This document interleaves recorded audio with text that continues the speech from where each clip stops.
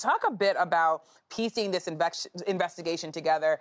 There are so many moments during the documentary where I sort of sit back and say, wow, because you're seeing sort of this investigative journalist, Abdur Rahman Mohammed, sort of discover the evidence in real time, and he's talking about how he self-funded this sort of scholarship, but he sort of has a couple of moments where he looks at the evidence and says, oh my God, I think that they really let two innocent men be convicted of this. Take us inside those moments.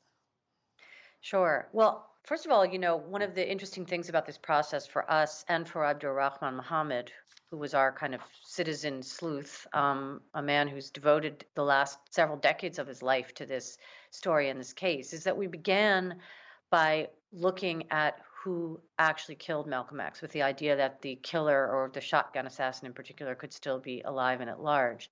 But over time, as our investigation deepened, and actually once that shotgun assassin passed away, we began to really focus on who didn't kill Malcolm and on the possibility that innocent men had been convicted. And so a lot of what you see in the documentary is real. I mean, Abdur Rahman was beginning to really piece together evidence that pointed to the innocence of Muhammad Aziz and Khalil Islam.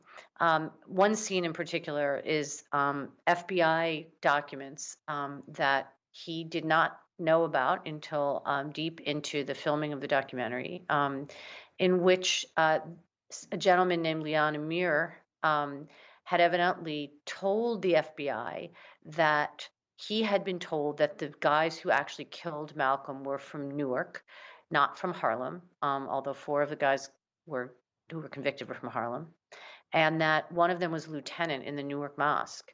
And he described him as dark-skinned and burly. And in the FBI documents, there is evidence, reports identifying a gentleman in Newark who we came to know as Mustafa al-Shabazz, as being a lieutenant in the Newark Mosque, burly, all the rest of it. And these documents were just ignored.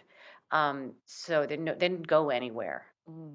So the scene in which Abdur Rahman is for the first time seeing these documents, realizing that the FBI had this information, pointing to a lieutenant in the Newark Mosque, identifying him by name, just blew him away.